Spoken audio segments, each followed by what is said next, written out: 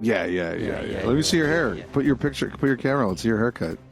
It's just Did you even That's a get your hell of a haircut? That's not a haircut. no fade.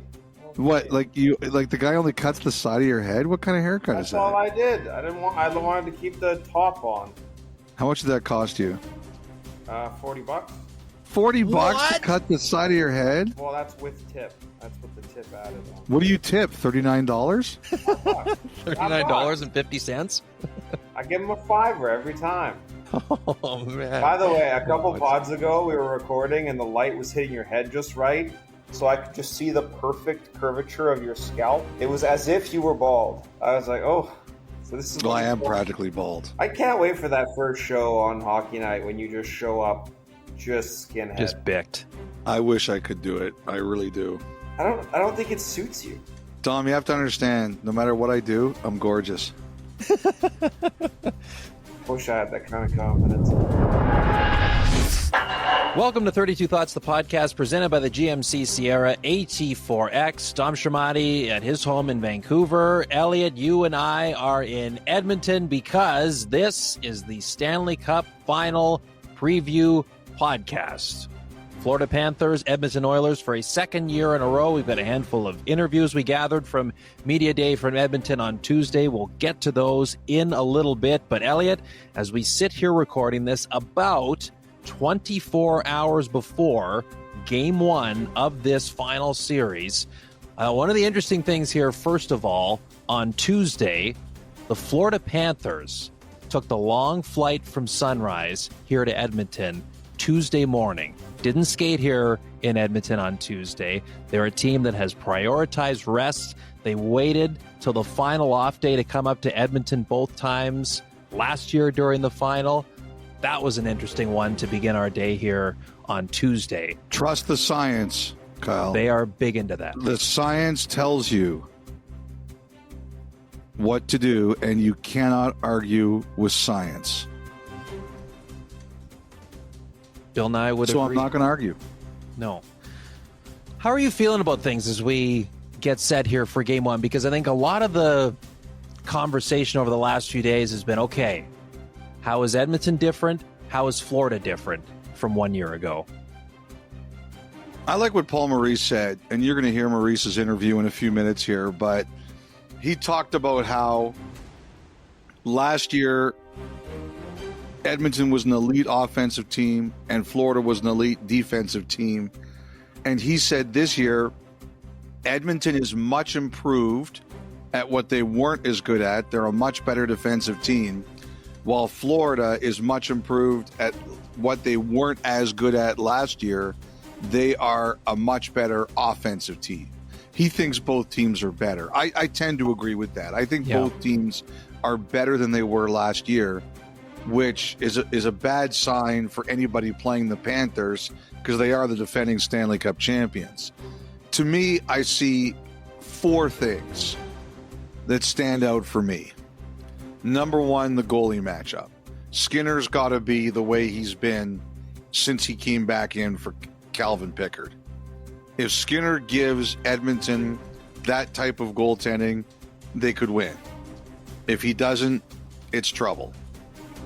Number two,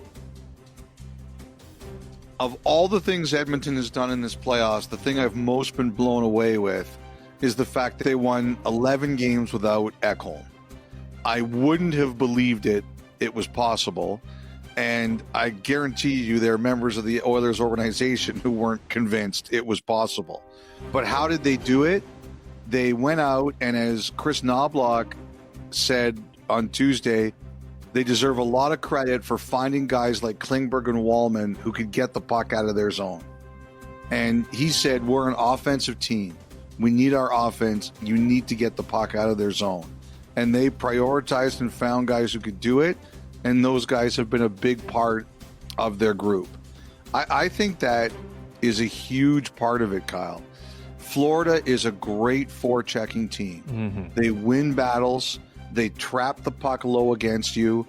If Edmonton can continue to get the puck out the way they have in the first three rounds, I think Edmonton can win. If not, they're in big trouble. Number three for me, is breakaways.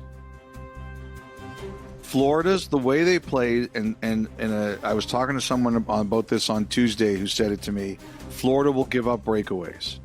When you have Sergei Bobrovsky, you'll take your chances. It's not the best strategy always, but they will take the risks because they have the best in the world at the end of their ice. I've said this before, that if I was picking one goalie now to win a game to save your mortgage, I would pick Bobrovsky. And, look at William Nylander, for example. There were times he beat Bobrovsky, but there are other times Bobrovsky beat him, including, there were a couple times with that series on the line where Sergei saved their butts because he stopped Nylander on breakaways. Overtime in Game 3. Overtime in Game 3, and also later in the series. Edmonton, we all saw what McDavid did on the breakaway in Game 5 against Dallas. If you capitalize on your breakaways, and you will get them, Edmonton can win. If not, you're in trouble. And for me, number 4, it's the McDavid factor. I can't tell you, it's a total intangible. It's not a real thing you can measure, Kyle, but I can't tell you how many people in the last couple of days have said to me, we cannot see McDavid going this far and losing twice in a row. As good as Florida is, and they're a great team, I can't tell you how many people have said that. At least 10. Cannot see McDavid going this far and losing twice in a row. And I think about that a lot. So last year they were overwhelmed. I remember in the 2007 Stanley Cup Final, Ottawa got beaten Anaheim in the first 2 games. They eventually lost in 5. I remember talking to John Muckler on the day of Game 3. He was the GM of the Senators at the time. And he said that the Senators that year reminded him of the first Oiler team to make the final when they lost to the Islanders 4th in a row. He said we were so overwhelmed that we didn't even know what hit us. And he said that reminded him of Ottawa in 07. Well, let's go to last year. The Oilers were down 3-0 before they knew what hit them. I think it'll be different. I have so much respect for the Panthers. At the beginning of the year, I picked the Oilers. I never change my pick until the team I have is out. I'm not changing my pick. I think it's going to be a hell of a series. I can't wait for it to start. I remember, Craig Simpson was big on that too, having gone through it. He did it twice with Edmonton, right, in 88 and 90. And he says, you work so hard just to get to the Stanley Cup Final. And in a matter of days, the rug could be pulled out from under you if you're not wired right off the hop. And Edmonton almost pulled off the unthinkable when it looked like they were left for dead down 3 last year. But that is a great reminder of all the work you put in, and bang, over the course of a week,